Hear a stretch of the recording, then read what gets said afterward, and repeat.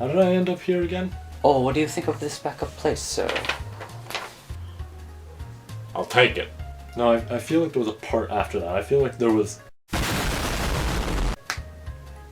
Right. That. Huh. Well, guess I'm here now. Might as well get on to the review. Hey everybody. So, we're here now. You know, kind of unfortunate about that whole library thing, but, I mean, we have this. I guess this is good enough. But, alright, well, I guess it's time to do another review. Because I'm back, I'm done my reading break. Had a whole lot that I did around that time. I'll have a podcast next week going up that will tell you more about what I did. Also, yeah, I'm going to be doing that now, so that'll be a thing. But overall, did a decent bit. And now we're here, we're going to review some more ReZero.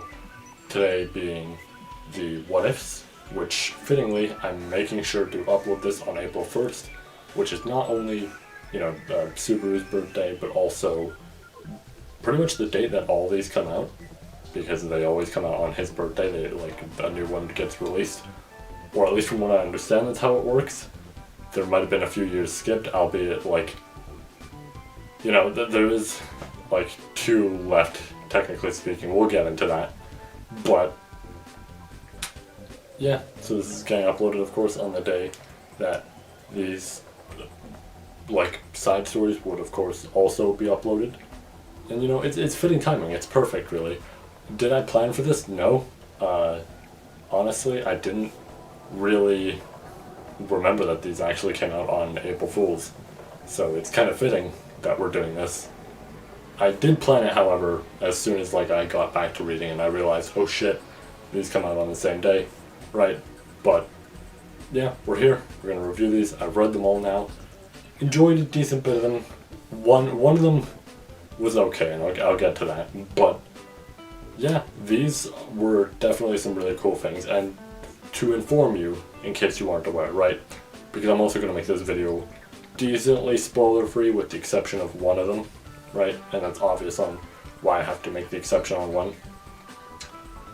These what if stories are essentially the, like, diverting paths of, like, previous events where 2 choices could have been made. And I really like that to pay, hopefully I'm pronouncing that correctly. I think I pronounced it like that before. No idea if that's correct. I'm going to just assume it is. But I really like that he makes these, right? Because one thing I always really just, like, I'm gonna say, like, question, or just, like, almost like a, aw man, like, I'm kind of disappointed that we don't get to see what happens here, right? With, like, other series, is a diverting path where it's like a character has a choice to make, but we only see one of those choices and we don't see the other. It disappoints me sometimes on why we don't see the other. I get why, right? Because the story has to go, like, this way and not, it can't really go that way, but I kind of wish there was something that showed that way. And that's why I really like these, is we get to see all these, like, what ifs of, yeah, what happens if he did this instead, right? All this shit. And I like that a whole lot. One of them is, like, one of them was weird, right? Because one of them doesn't even feel like it was a diverting path at one point. I guess it kind of was, in a way, but it's like, yeah, I didn't really ever consider that as a, like, oh, what would happen if he did this, right? Everything else, it was like, oh yeah, no, I definitely, like, did question, man, I want to see what would happen if he did this, but, like, one of them is just like, oh, I mean, yeah, that works as a what if, I just wasn't expecting that. But yeah, overall though, the order that we're going to go with these, right, is lust, sloth, pride, wrath, greed, and then gluttony. Now, that said, I actually didn't realize how short this frame was, because if you couldn't also tell, we're using a different method of recording all this. But that said, right, all of these are going to remain overall spoiler free. I don't recommend reading some of them if you're, like, an anime only or something like that, right, because there is spoilers in them, or at least 2 of them, but I'm going to keep those 2 spoiler free. So really, all of these you can pretty much watch right up to like Greed. You can watch up to that, right?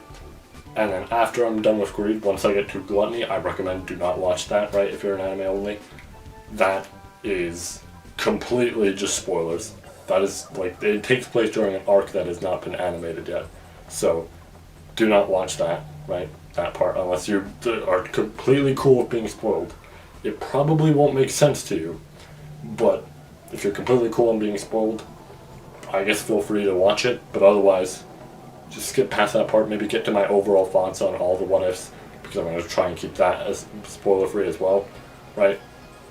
And I do want to keep this video overall, like, spoiler-free, because, honestly, I do want to, like, tell all of you, in case you don't know about the what-ifs, about them, and I want to make it so that you don't have to have, like, spoilers thrown at you, or, like, you have to avoid watching some of the what-ifs because of said spoilers, right? So I want to make sure you're able to hear about all of these, the neat stories that they all have, all this shit, while also, you know, keeping you away from all the shit that you might get spoiled on and all that, and then you're like, oh well, fuck, that ruins future shit for me.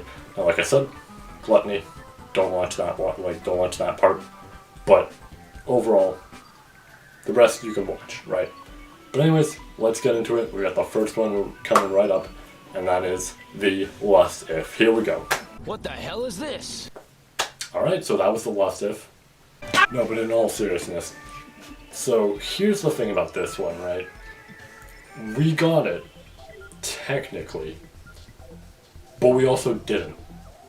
And I'm going to go into why. Essentially, there was something uploaded, I believe, with the title of like Butterfly Dream or some shit.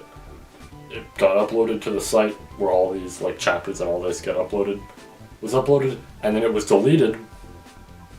And from what I understand, that was the Sloth IF. Now, I couldn't find any snippet of it anywhere.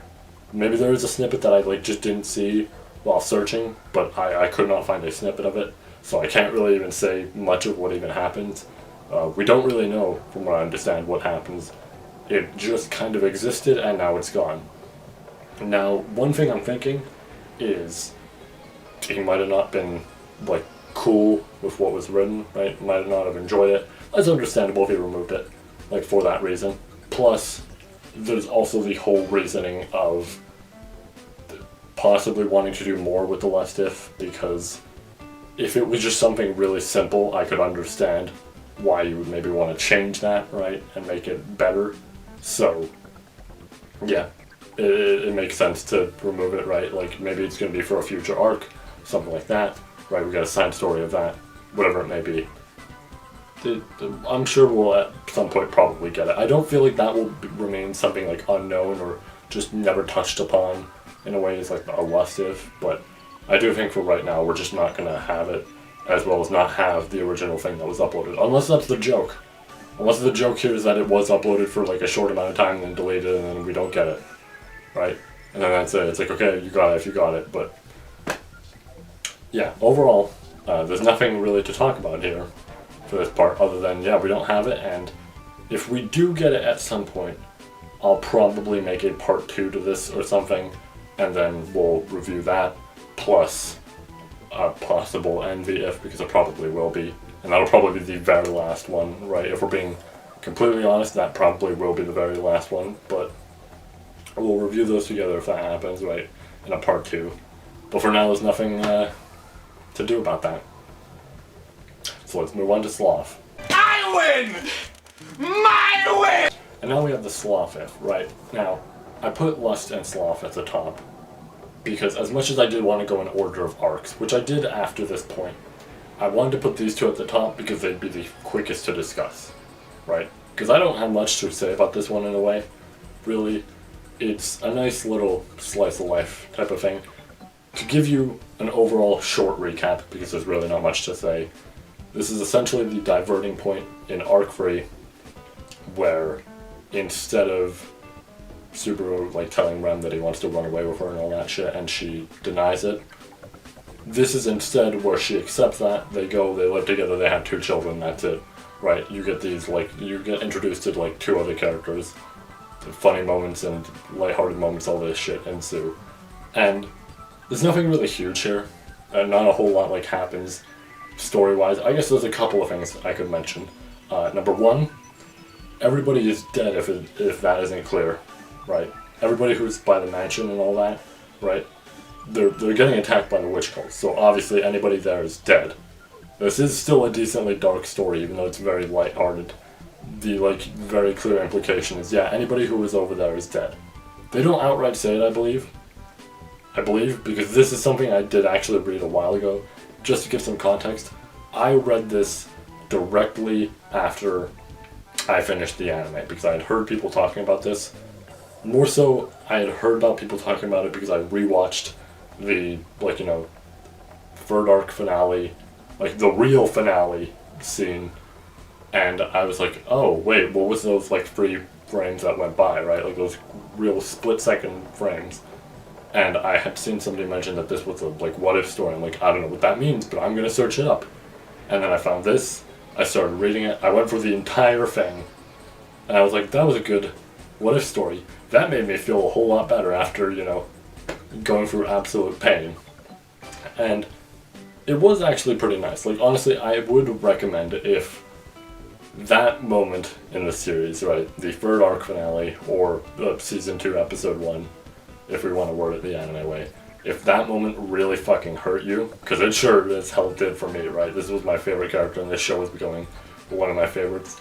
If that moment really did hurt you, I recommend that. It's just a nice little slice of life thing, right?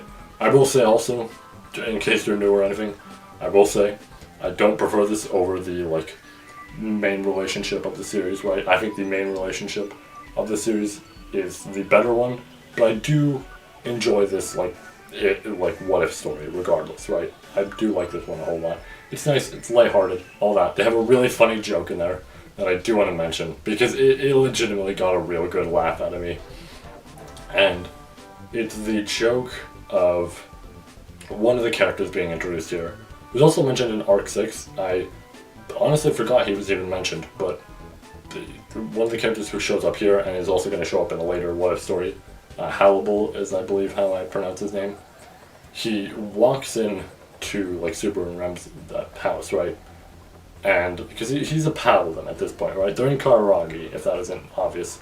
I guess it isn't obvious because really I didn't explain that part. But they've moved away here, and he walks into their house, and the first thing he notices is, oh shit, there's a giant hole in the wall. And they try to come up with an excuse of why the hole in the wall's there. And it's a really great moment that genuinely reminds me of this one fucking super funny video of a dude watching porn, and then his mom knocking on the door asking what he's doing, and he just responds by going, drugs, right? It reminds me of that video a whole lot, and it made me fucking laugh super hard, because they see the hole in the wall, and they realize he's questioning that and shit, and they're worried, and both of them, shared brain cell, connected brain cell, singular, right? Only brain cell they have, connected brain cell. They give the response of, yeah, we made that while we were fucking. Just no hesitation, just outright say that.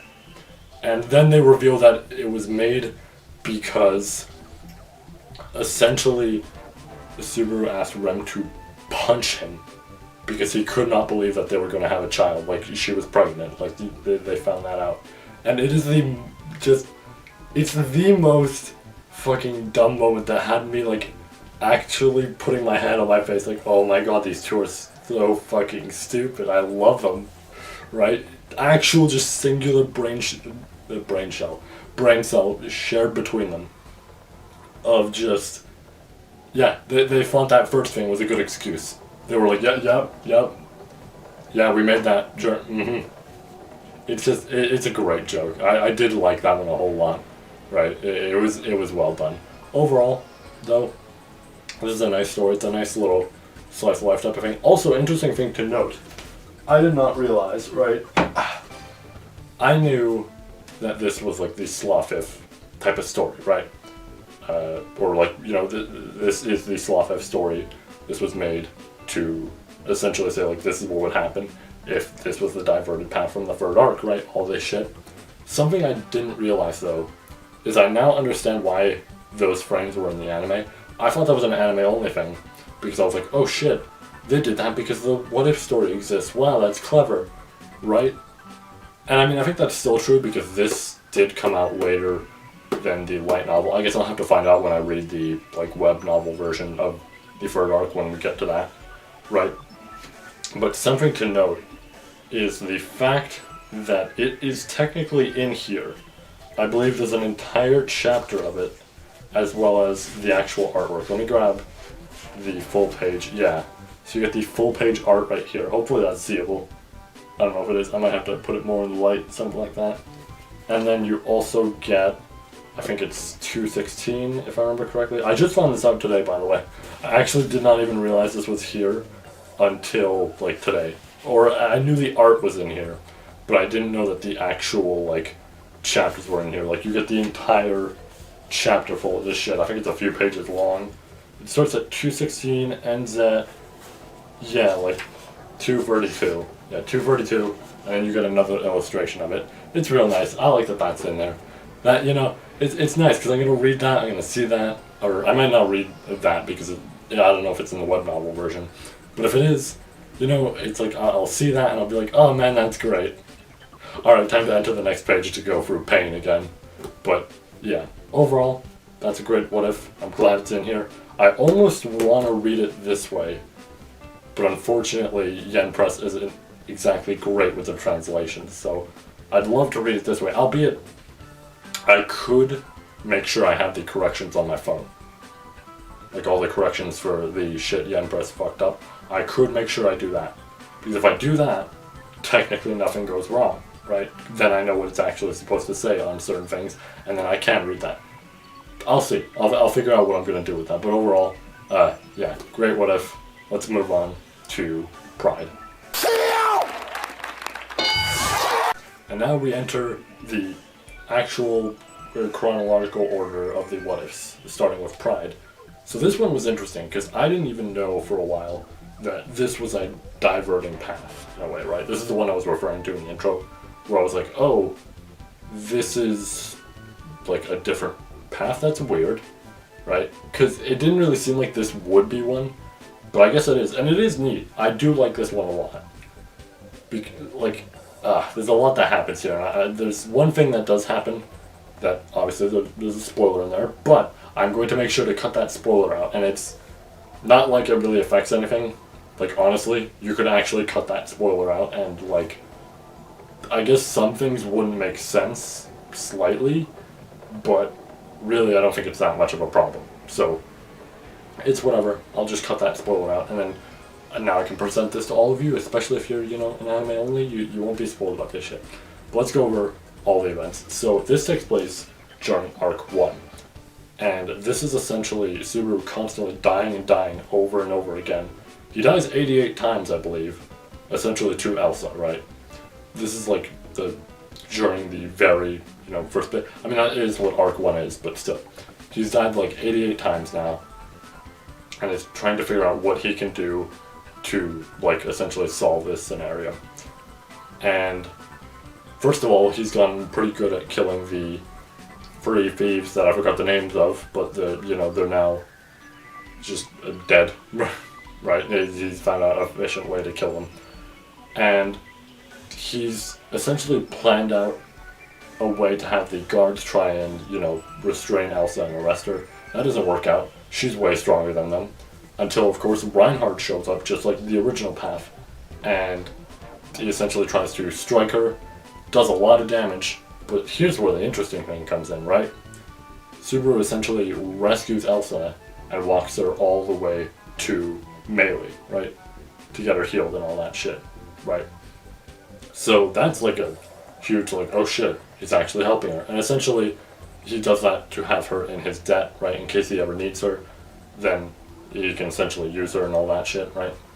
So, melee heals her, all that, right? They go home. He goes and it fucks off, really. He goes actually back to the tavern, I believe, right? The loot house. And I don't remember if they outright say who the character is there. I think it's just a person, right? I don't remember if there actually was like a proper like name or description of him or anything. But there's a person there just telling him to like to piss off and everything because like Old Man Rom and Felt aren't there. They've been arrested, right? And just the entire, from what I understand, the entire place is like frozen over or some shit, which presumably means, okay, Amelia got her like the pendant, whatever, like that, she got the jewel back, right? So after that, we skip ahead a little bit, or actually no, we don't skip ahead just yet, because the first thing is the witch cult is kind of surrounding Subaru. He notices them behind him, and he's like trying to talk to them and all that. We skip ahead now, and at this point, he has joined the witch cult, and more so, he's helping out with Sloth and everything.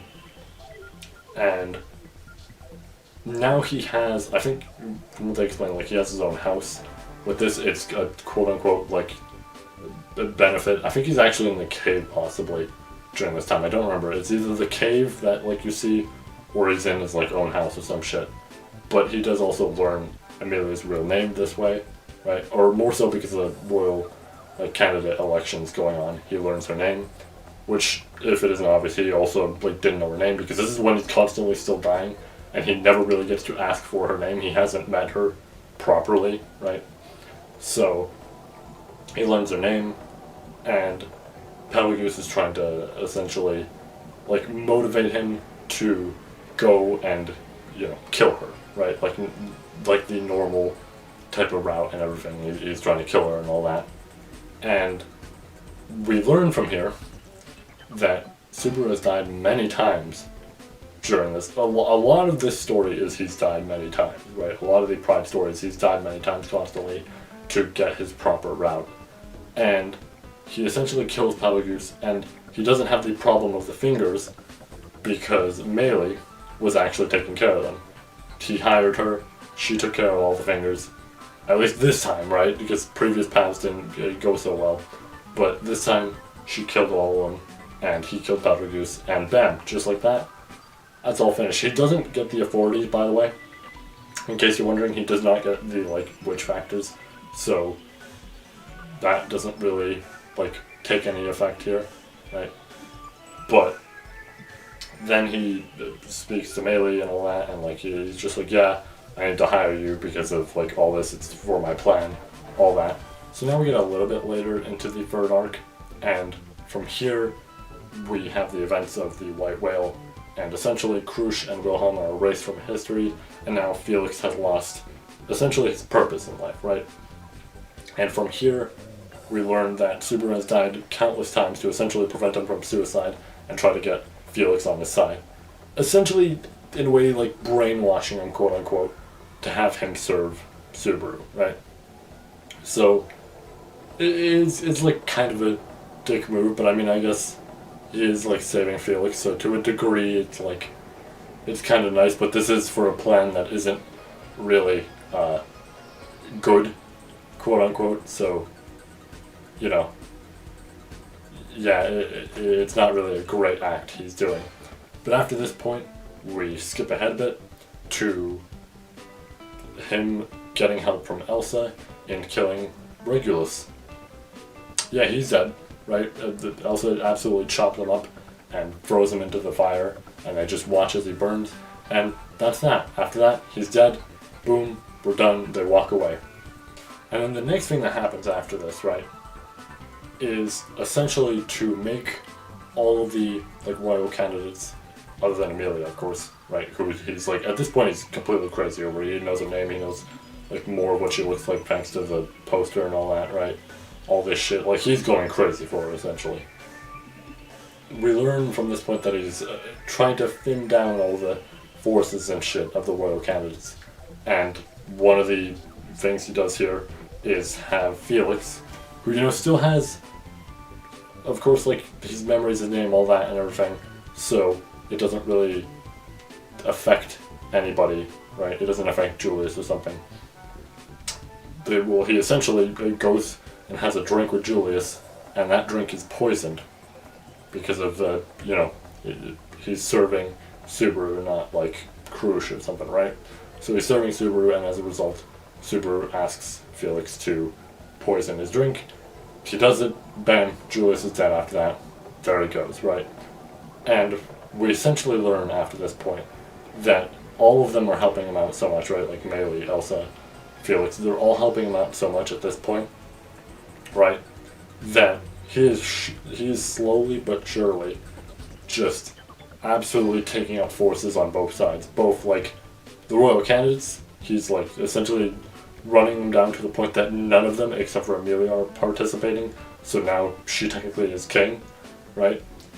And also the witch cult, they quite literally state, unless this is somehow a slight mistranslation or something, they quite literally state that all of the, like, archbishops have been taken care of.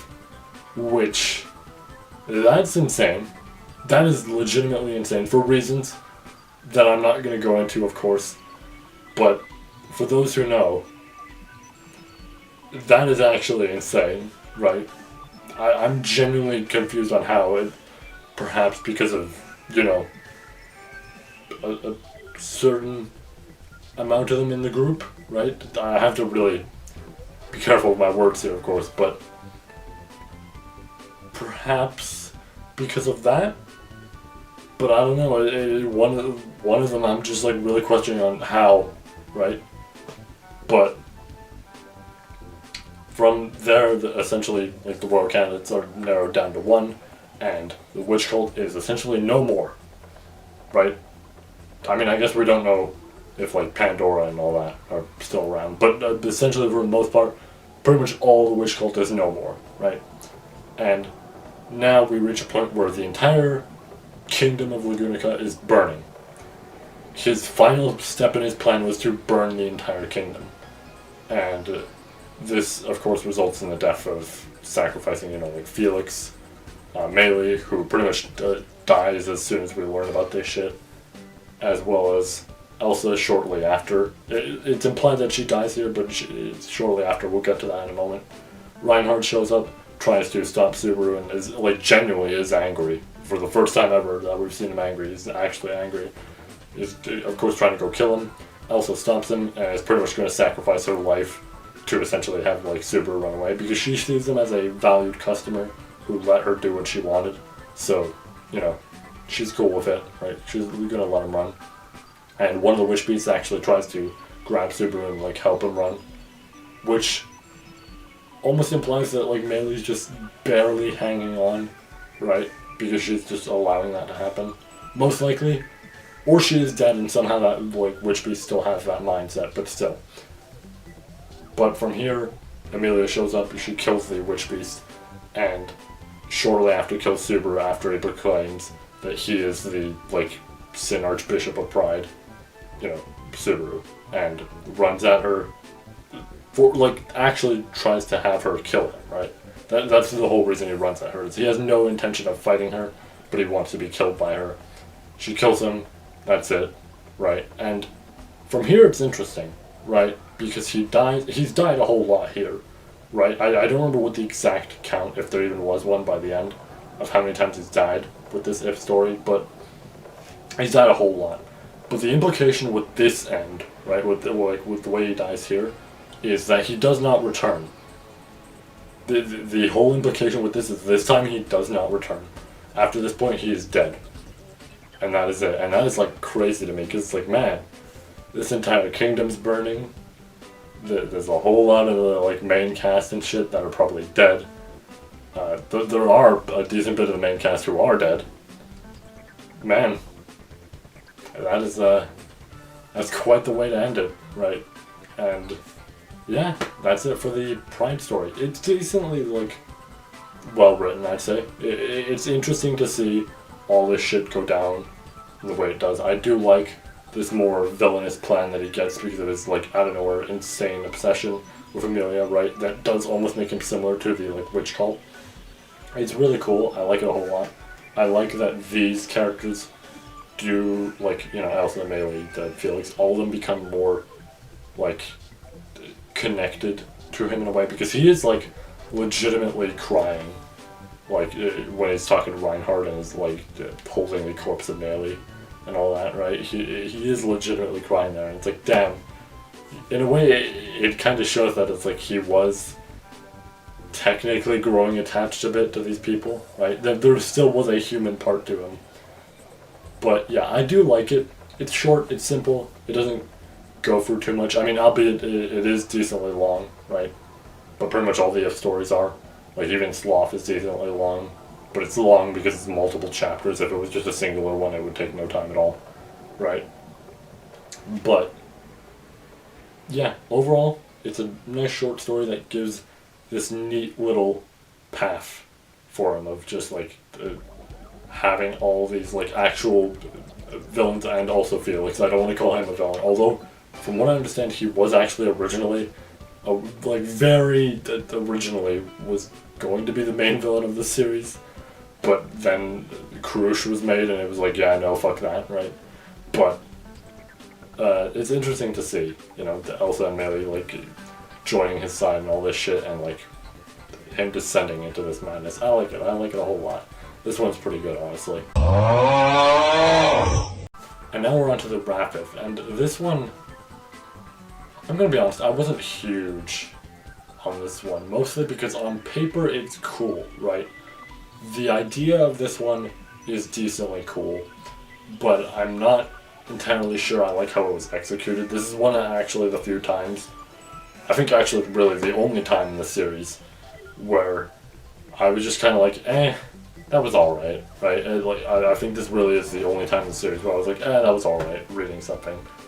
To go into it, this is the diverting path from Arc 2, or Episode 7, right, of the anime, where essentially he, like, kills himself shortly after, you know, the Rem dies of the curse from the dog, right, like the witch beast dog, and then, like, the Rem essentially is going to try and kill him. This is the diverting path where he does get, like, teleported away thanks to Beatrice and all this shit, right, and now, like, Ram is chasing him. First of all, this is, like, the surprising thing, is we skip ahead 2 years on this, I believe. It's 2 years ahead. We skip all the way to this, and essentially, like, Ram is trying to strangle him and everything. She becomes weak due to the cold and all that, because I think she's wearing, like, her, you know, regular outfit, her maid outfit, so she's not really, like, accustomed to this, plus she is, like, getting decently weaker because of, you know, her horn, right? Like, it's missing, all that, right? Obvious shit. And now, essentially, Subaru's going to kill her. He picks up a rock and essentially smashes her head in. More on that later, of course. And after that, we also see Roswell in the, like, mansion. Essentially, he's, like, distraught, right? I mean, first of all, we see, like, Frederica, and she gets frozen by Puck. She's trying to help him because she hears that, like, both of the sisters are dead. So she's like, fuck, I gotta go over there and help, right? I gotta help out and everything. And she tries to do her duties, and eventually Puck shows up and freezes her. And then we see Roswell roaming around, and we see a character who I could discuss, but I feel like it'd be better if I just possibly don't mention him at all. Right, because this is kind of spoiler related, a little bit, right? I guess it's not like horrible to say his name and everything, but I don't want to really play that risk of spoiling people and everything, right? It's a character who shows up later, right? I know about him. I'm excited to see more about him, of course, but it's a character who shows up later in the series. He shows up, kills Roswell, and then, yeah, from there, essentially that mansion is just nothing anymore, right? And eventually Subaru makes his way back to the mansion to see Beatrice and all that, right? He goes back, he sees her, all that, he, like, has a discussion with her, and, or at least tries to, right? Because, like, he had his life saved thanks to her, and he feels like him and her are connected, where it's like, they're both in a miserable state, and she saved him, so, like, he's going to save her. And this is one of the parts that I was kind of like, on, right? Mostly because of what happens later. And it's she asks about, like, are you that person? He says he is that person, and, like, of course she's crying during this and everything. It's a cute scene, and it's a different way of doing, you know, the Arc 4 scene. Here's the thing, though. I'm just gonna outright say it right now. This means absolutely nothing in terms of the story of this If. You will not see her again in this If story. I shit you not. You will not see her again. It was wild to me, right? Because the entire time I'm like, okay, I'm gonna see her again, right? We had the whole, are you that person? I'm that person, right? We had this whole thing. We don't see her again. And it really made me sit there and think, why was that even included? Other than the fact that I guess she is the one, like, responsible, right, for the whole diverting path, in a way. She's the one responsible for that. But I feel like that would be more incentive to include her more, but she just really isn't there. So it's like, alright, fuck. Anyways, we skip a year ahead, and I'm going to try and keep these details very minimal, because there's a lot that happens here, and honestly, I like kind of forgot some of this shit. But I'm gonna try my best and fully just give you the details of what happens. More so, I'm gonna tell you the important shit, right? Because there's also shit that's discussed here a little bit that's just like, right? I don't really have to go into some of that, but I'm gonna go into the more specific shit. So Subaru now has become somebody known as the Purge King. Essentially, he is a ruler who, first of all, has a fuck ton of really powerful, like, knights and soldiers on his side. But second, he has, like, killed a whole lot of people and their families. He's killed a lot. I forgot what the number is, but it's in, like, 100k something, right? Like, it's a lot. It's a fuck ton of people he's killed at this point. Possibly more than the Pride If. I don't know, it depends on how many people are living in Lagunica, but, like, depending on how much, he might have actually killed more than that, right? But now we're here, and this is his whole thing, right? He's the ruler who, like, does this type of shit, and he's a very, like, cold man. He terrifies his own soldiers. And the biggest thing that decides if somebody dies is he flips a coin. If it gets tails, they're dead. If it's heads, they're safe, along with their family. I mean, depending on how their family acts sometimes, but sometimes he'll just include their family as a casualty, right? Whatever it may be. So that's something he's doing now, right? Is he has this whole army, and he'll have his men, like, kill somebody if he gets tails, right? Another part of this is Frederica's now there, right? In that, like, the building, serving as the maid, and, you know, she always, like, essentially brings him food, but there's this little, like, scary moment in there that did actually get me worried, where it's like he flips the coin, it gets heads, and he's like, okay, like, don't worry, see, it got heads. And I'm like, okay, she's safe. And then he says, yeah, your little brother and your, like, grandmother are safe. And I went, oh, that was the casual, that is, ooh, right, like, that one is bad, because that's like, oh, he's going to kill her family. Oh, that is 100 times worse. But, yeah, so this is overall what he's doing for a large portion of this. He also has, like, Amelia locked up in a room, essentially, that only Puck can pretty much open. And from there, he just, like, sleeps in her, like, lap, right? Something I actually also forgot to mention was he's tired as fuck. Half of the time, I think they, like, say some shit like he does not sleep until, like, 10 days later, right? So essentially, like, almost, you know, halfway point of 2 weeks or something like that, right? Maybe a day short of halfway. And then he'll sleep. And it's like, wow, okay. Right? And there's, like, bags under his eyes and everything. Like his eyes are completely darkened. But he'll sleep in her lap and everything. And she's not exactly, like, sure how she feels about all this, right? Like Amelia, because of everything going on, right? The fact that he essentially just had her rush all the way over here to this place that wasn't the mansion, and the mansion got fucked over, right? I mean, Puck trusts this plan that the Super has in a way because it protects her, but she's like not exactly sure how she feels because of everything going on with it.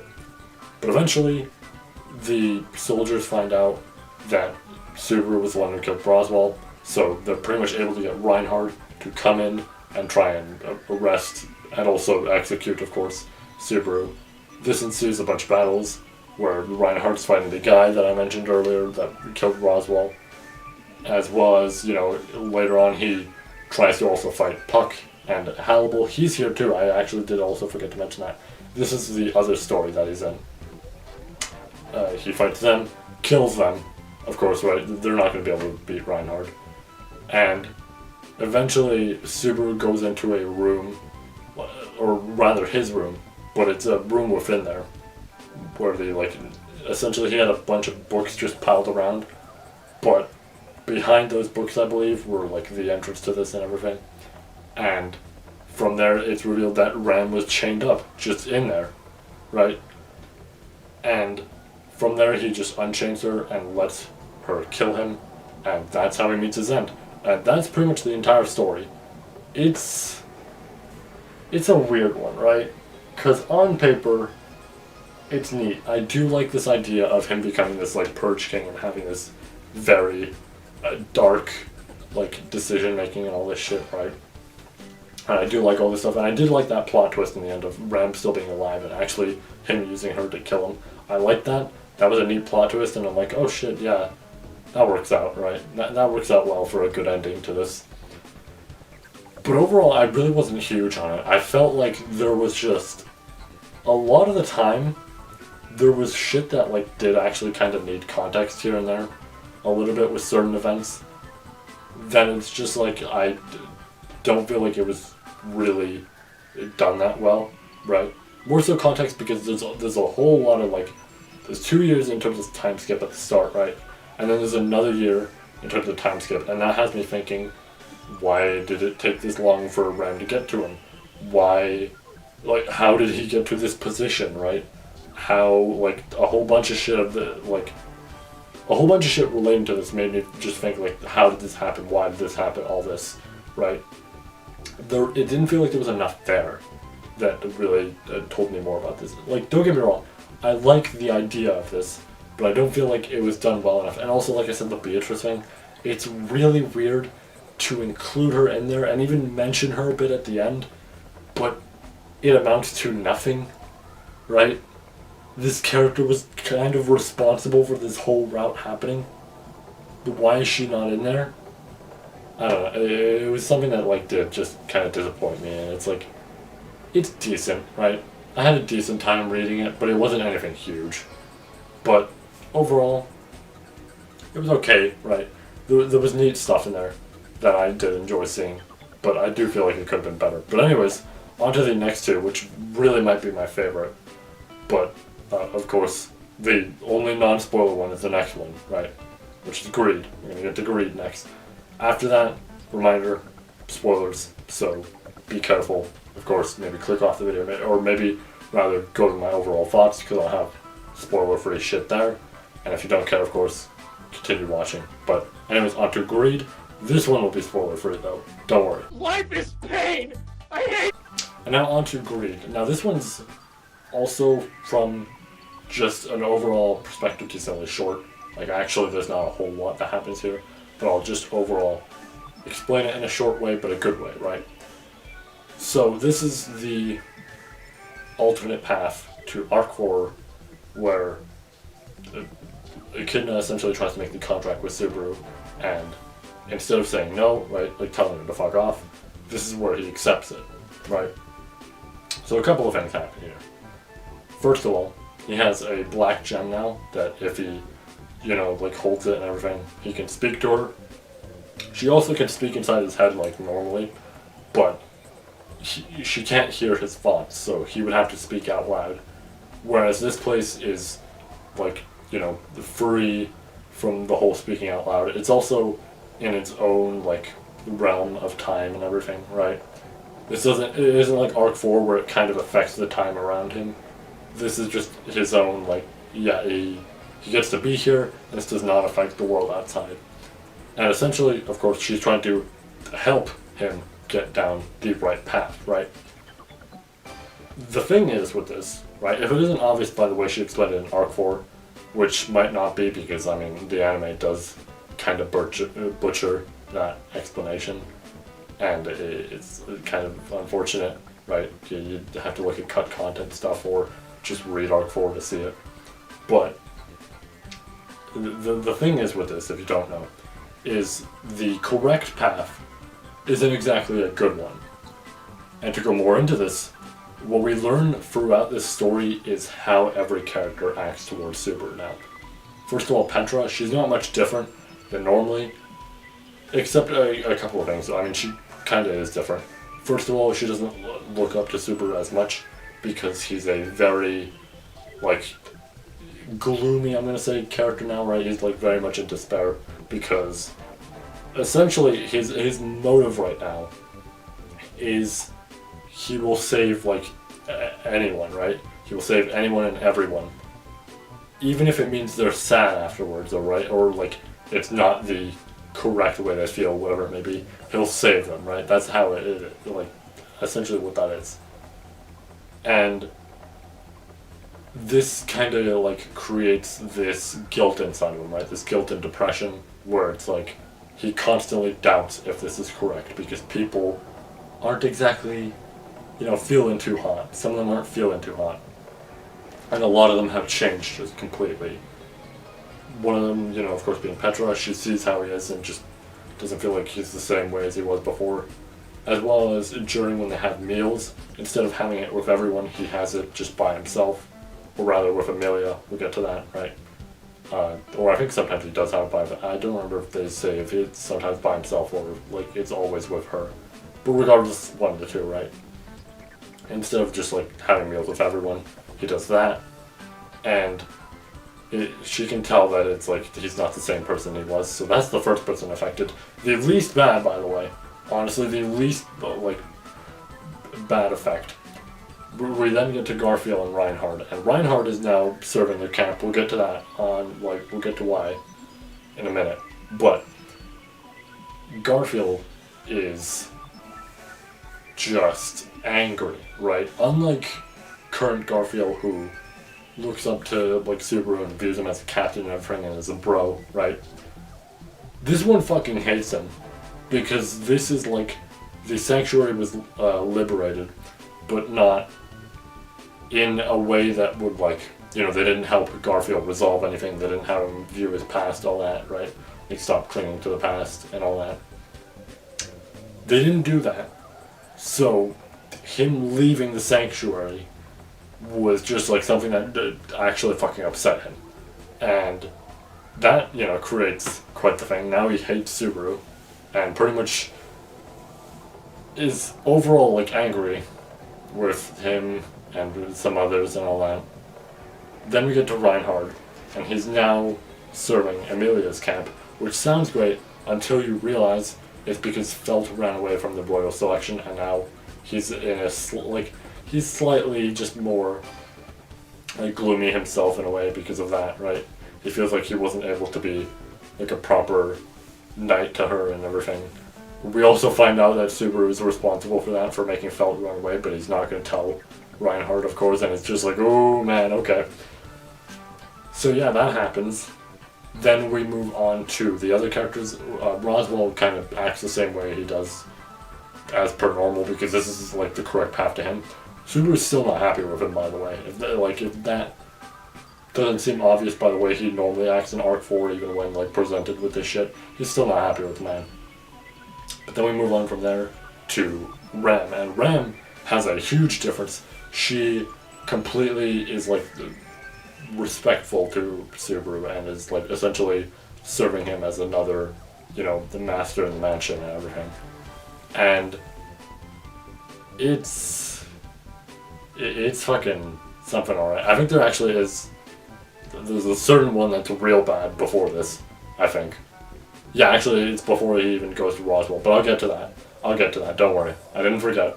That one's very big, but I do feel like I should save it just a little bit because that one's oof. But this one, anyways, this one is interesting because it's like, oh shit, Rem is actually acting respectful to Subaru and all this, right? And isn't trying to say anything rude to him. Here's the difference, though, between, like, actual her and this one. This one doesn't care for her sister at all, right? I mean, of course she doesn't know her sister, but this one has, like, no memories or anything at all this shit, doesn't care, all that, right? Like, essentially the same way she acts during the whole, like, attack in Arc 4, right, in the mansion, but, like, not even to a degree at all of, like, slightly caring or anything, right? Like, taking care of her, like you see at the end of Arc 4, right? Not even to that, just overall just overlooking her and just being like, yeah, I'm watching, but I don't care. And, you know, Subaru gets mad at her for that, and she's like, okay, I understand, yep, yes sir, right? And then she leaves the room so he can just be alone with Rem and, like, think about it. And Echidna really tries to drill it into his head, because, you know, as you know, Echidna really does not like Amelia, and she essentially tries to drill it into his head to take a different route here, essentially, and just be like, yeah, you're getting her into the, like, you're getting Amelia to be king of the, you know, all of the Lagunica and all this shit. So you can save her, and you can get the dragon's blood to save her, right? Just to save her. That's it, right? Essentially trying to drill into his head of, you are going to, like, be with this woman, not that one. This one, right? And like, he eventually realizes it and goes, fuck off, right? Like, he tells her to fuck off. And that's one of the only times, like, really, where he just doesn't follow fully what she's trying to, you know, drill into his head, which makes sense on why. And now for the last two, well, I guess there is a third one, but that's, like, the true last one. The last two changes for people, right? The first one, oh man, okay, so before he meets up with Roswell and Ryan and all this, right? He goes into the Forbidden Library. First of all, so the mansion burning still happened in this, like, timeline. That fight, from what I understand, still went down in some way, and the mansion was burning. But the library survived. Like, pretty much, I think all of it did burn, but it's still there and everything. And during this moment, you know, I was thinking to myself, I'm like, okay, obviously, if we have the correct path here, the clear thing is, he obviously Subaru said, I'm that person, right? Something like that. I assumed so. But then we get to this moment, and he essentially goes in there and sees Beatrice in the corner on a you know, the whole step ladder type of thing, hugging her, like, her legs and her head on her knees and everything, just sitting there in complete silence. And as soon as they explained that, my immediate thought in my head was, oh no, all the events in the mansion went down the same way technically. But he didn't go back and say choose me or anything. It just ended after he said I'm not that person. And it became clear in my mind, and I realized, oh fuck, right? And the clear thing here was, oh no, Beatrice had, like, one of two, you know, options that she wanted, and that was to either be rescued, right, and, like, essentially have that person appear, or whatever, or, you know, have the choose me moment and all that, and be taken out of the library, or die. This accomplished neither. And it's like, oh fuck. She got neither. She got neither result, and now she's just in the library in complete despair. And she's upset, right? He tries to hug her, but she just hates him. She starts clawing at him and everything, right? And eventually, like, he walks away, he walks out of that room. And it just had me sitting there thinking, like, that a kid tries to say, like, oh, you know, maybe at some point she'll accept you. She also mentions more about that person, and I don't fully know if this shit is, I'm gonna say, like, proper canon, right? Like, I don't know if this actually is canon to the, like, overall story of everything and all that. But she mentions that that person, you know, did exist, and it was a he, right? Like, it's a slip of the tongue, but she mentions, like, he, right?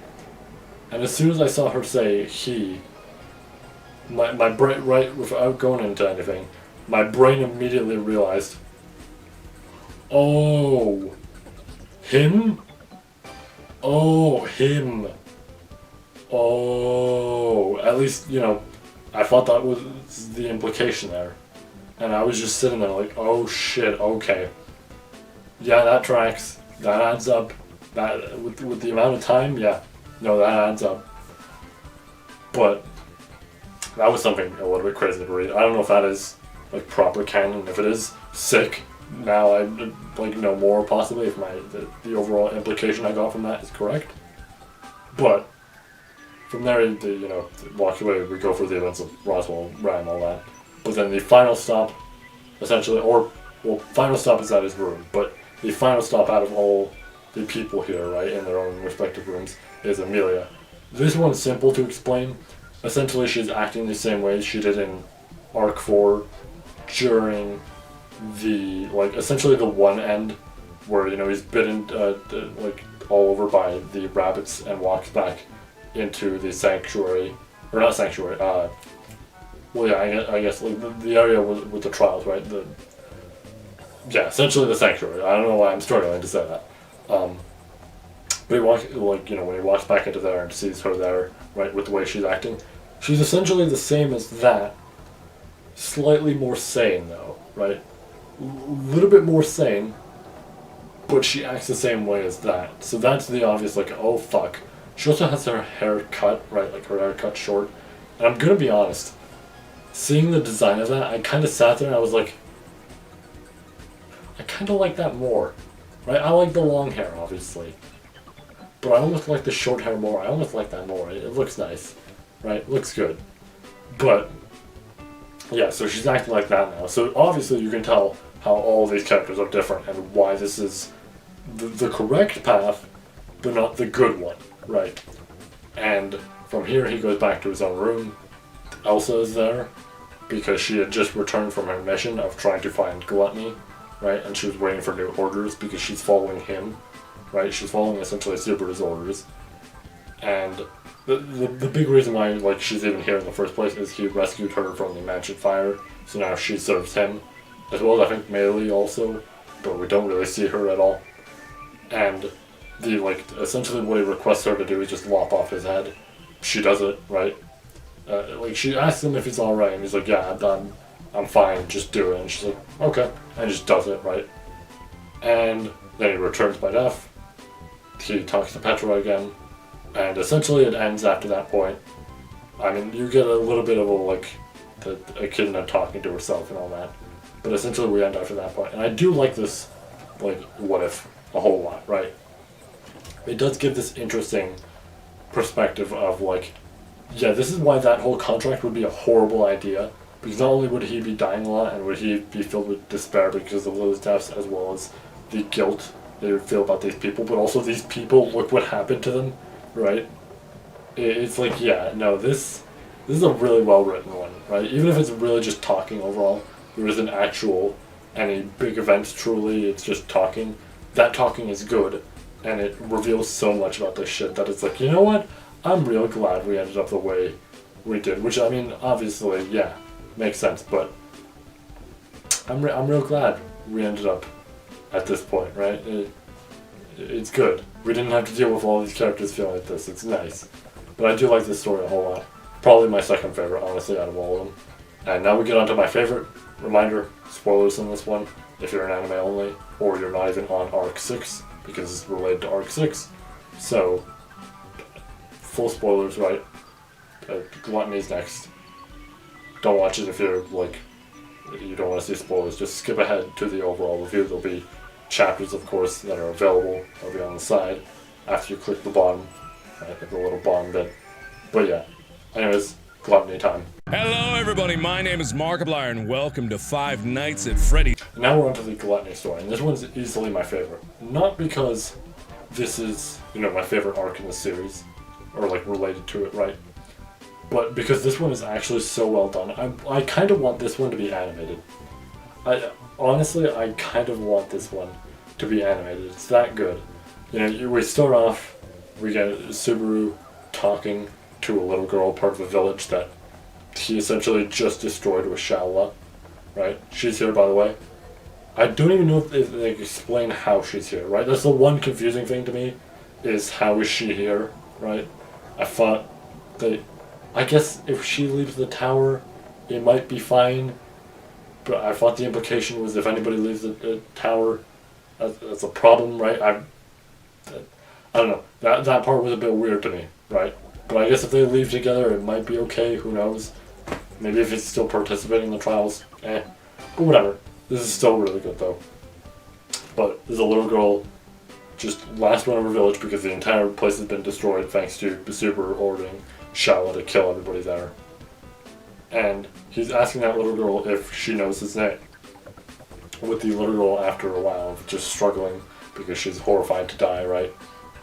Saying no.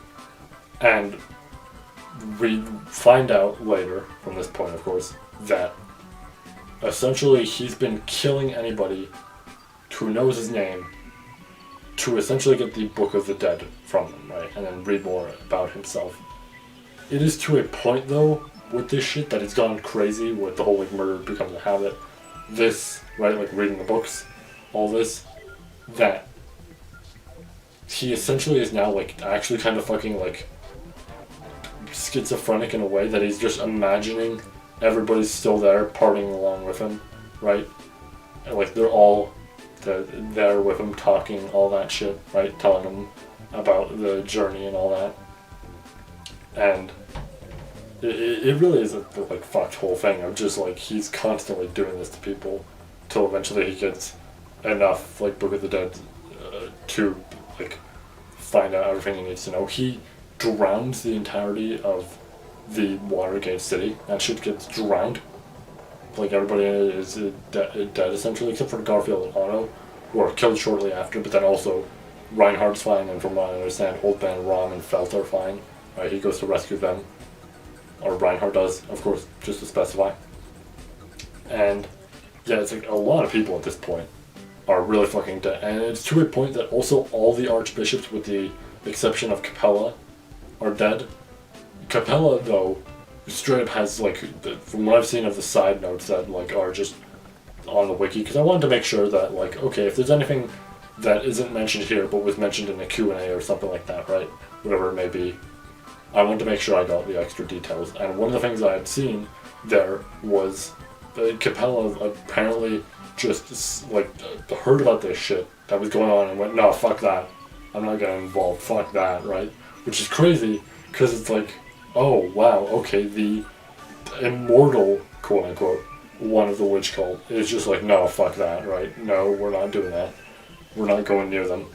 Even though, she is on, Subaru's kill list, which she doesn't know. But, still, she's oh, yeah, no.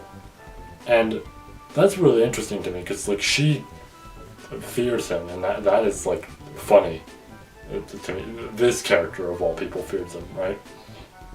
Which, by the way, also, this is the person I was referring to in the Pride If. They imply that she died there, and I don't know if that's because, Elsa or Melee knew a weakness of hers. They might have, but she dies there, and I mean, it probably won't be explained to us because we don't even know it yet, right, main story-wise. But it happens, and that's fucking interesting. I'm excited to see what that weakness may be, or whatever it may be, right? But it is essentially to a point where he's killed so many people here, and he just hasn't fucked out of the books, and he's getting more and more people on his side, quote unquote, and eventually it leads to a point where, he's speaking to Shaola and says eventually I'm going to kill you as well, just so I can make sure I have all the memories and everything in myself, right? And it's he doesn't even give her the proper words she wants to hear, right? He just tells her, I don't love you, you're more so just the tool for this type of shit, right? Also, I did forget to mention this, but his hair is completely white at this point, and he's lost sight of an eye. Apparently, from what I've read on the wiki, that was because of reading Beatrice's books. I don't think they specify that it is Beatrice's book in the actual, like, side story. I think they just said, yeah, he read one of them and it happened, right? Whereas, you know, they do specify somewhere, I guess, that it was Beatrice's that, like, had all this happened, right? Which, I mean, or maybe more so the eye, like, not the white hair. I guess the white hair would, like, happen after it's read all this shit, right? But overall, yeah, that's like the real just summary of that story. And it's really good. Like, I gave a short little summary for this, mostly because I, first of all, don't want this video to be too long compared to, you know, previous reviews. But it's already probably decently long, but still I'm trying to make sure it's not. But also, on the other hand, it's like that, it's overall just him going around and just killing all these people and everything, right? Like, just taking care of them so that he can get his memories back. And I really like it. It's really interesting. I also don't know if these voices are, like, essentially in his head and he's seeing these people, possibly because of Louise, because Louise still might be in him, right? Considering she was at this point, she might still be in him, and that might be causing it. Albeit, you know, her brothers are dead, so she doesn't have any physical way to get back to where she was, right? Like, she doesn't have any way to get back into the real world, so she might just be in him now, and that's it. But overall, though, I like this side story a whole lot. It's easily my favorite. I don't think, if you haven't read it, right, I don't think I've summarized it well enough, like, for all of you. Really, I think it's better off, you're better off really reading it, because it is really fucking good, right? Just don't take, like, solely my summary for this shit as just, okay, this is what happens, right? I highly recommend, if you're at that point with Arc 6, you just read this shit, right? It is just really fucking good, and it's crazy on what happens here. I like it a whole lot. I like the dialogue that comes with it, right? Because it's like he's acting almost like how he normally does with the people around him, but then he actually meets up with actual people and he's like completely cold and just kills them without a second thought, right? Essentially, or like more so discusses shit with them and then kills them, right? And it's crazy what he just becomes. I really like this shit a whole lot. But yeah, that's the Gluttony IF. And that's all the What If stories. Now overall, I liked a whole lot of them. You know, the RAF one was okay, but it still had decent stuff there. But everything else, I overall enjoyed a whole lot. There was good shit to like pretty much all of it. And I did really enjoy some of them, like, you know, Greed, Gluttony. Sloth one was a nice way of coping. And, you know, or more so coping with the end of the third arc, right? You need to specify that. Not coping with episode 18. Totally cool with what happened with episode 18. I'm glad, actually. Coping with the end of the third arc, right? I don't want to seem like one of those fans. But Pride was real neat, right? I like that a whole lot. And like I said, as much as I wasn't huge on RAF, there was cool stuff there, right, with that one. I did overall like these a whole lot. I'm excited to see what happens with Lust if we ever get that one. Either like we get the removed one back, or if we get a new one entirely and then we see where we go from there. As well as Envy, of course. I want to see what leads to that diverting path, right? But overall, these were pretty decent, and I, you know, enjoyed reading them a whole lot. They are definitely decently long, right? If you were to read one, you know, yourselves and all that, I don't even know which one. I guess Sloth, right? I guess if you want to stay spoiler free and all that, you'd read the Sloth one. But they are decently long, like even the Sloth one is. I feel like that each of them would probably take you an hour, maybe two. Some of them do take actually 2 hours to read, but they're good. They're nice reads. I enjoyed reading them. They have a whole lot to them. That even like I said, even the RAF one, there's still much there that I think does make it enjoyable. And maybe there's something in that one that like you all would enjoy that I personally just wasn't huge on, right? But they're great. I like them. I like that we have them a whole lot, right? Like I said, this is something I've always wanted with other series, and I'm glad we have it with this. It's real great. But yeah, that's about it for this video. We'll be back with the Arc 7 review. I'll have videos out like usual in the meantime to keep you all occupied just with content, because why not? But for now, we go back to Arc 7, as well as the EX novels. I'm going to essentially have the EX novels and up to chapter 54 of Arc 7 just combined in one video. And it's really fitting. The exact time I'm like, okay, time to get back to reading. Or maybe not exactly the exact time I was like, time to get back to reading, but I think the week before it, we got more Arc 7 chapters, which is really funny, right? Real great timing. I finished Arc 6, and we're just right back to it. We're right fucking back to it. But I'm not going to read the newest chapters and then review them, right? I'm going to read them, but I'm not going to review them. I'm also just going to stop at 54, and then we'll continue on when we get the second half, right? And I mean, this is good news, really. This just means, oh, cool. This shortens the amount of time we have to wait for that second half of the review, right? So that'll be nice. But yeah, I'll have some videos out in the meantime. Then we'll have the Arc 7 and EX novel reviews, right? Or combined review, right? And then after that, I'm not going to do the reading through arcs like 1 to 4 just yet, right? I'm going to wait until I get the next Get Into done. Because the Get Intos are huge projects that I really like doing, and I want everybody on the channel essentially to view them, right? They mean a whole lot to me, right? Most of you, or I'd argue a decent bit of you, are probably here from the original one. Some of you might be here from the Arc 6 review, but a decent bit of you are probably from the, like, Get Into, right? And I like to do that stuff a whole lot because I want people to be more interested in the series that, like, I enjoy, right? Like, any series I enjoy and all that shit, right? Maybe I can intrigue you in a way to explore that type of shit, right? And that's why I really like doing those videos. So I highly suggest, once I'm done the Arc 7 review, and I'll go more into that with the Arc 7 review, just more so for now, right? We're going to focus on Arc 7, and then I'll talk more about it. But I do hope you all watch that when it comes out. And yeah, after we're done to Get Into, we'll go back to reading through shit, right? As usual. But yeah, that's about it.